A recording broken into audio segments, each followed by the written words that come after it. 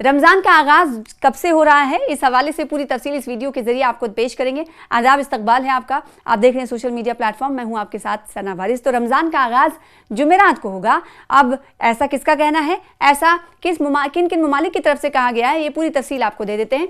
3 ममालिक ने सरकारी तौर पर ऐलान कर दिया है कि रमज़ानुल मुबारक की शुरुआत जो है जुमेरात से हो रही है। तो जहाँ एक तरफ आलम इस्लाम रमज़ानुल मुबारक का चांद देखने के मुंतज़िर हैं, वहीं अब तक 3 ममालिक ने बाज़ाब्ता तौर पर रमज़ान के आगाज़ की तारीख का फैसला कर लिया है।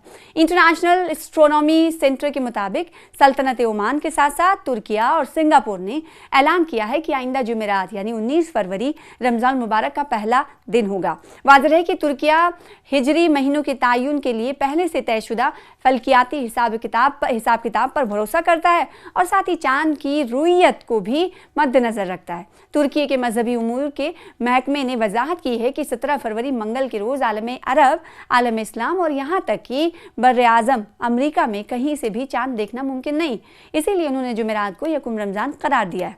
इसी तरह सिंगापुर की council of Islamic religious affairs, जिसकी सरबराही मुफ्ती सिंगापुर करते हैं, मुल्क के अंदर चांद नज़र आने के इम्कानात जानने के लिए पेशगी फल्कियाती हिसाब किताब का सहारा लेती है। चूँकि सिंगापुर में मंगल के रोज़ चांद का सूरज से पहले गुरूब हो जाने की वजह से रुयत नामुमकिन है, इसलिए वहाँ भी 19 फरवरी को आगाज़ रमज़ान मुबारक का होगा, ऐसा फैसला ले लिया गया है। और दूसरी जानिब सऊदी अरब के माहिर मौसमियात व आब व हवा अब्दुल अजीज़ हुसैनी ने इम्कान जाहिर किया है कि यकुम रमज़ान आने वाले बुध यानी 18 फरवरी को हो सकता है।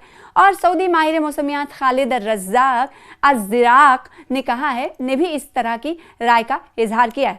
और कई अरब और इस्लामी ममालिक में हिजरी महीने के आगाज़ के लिए चांद की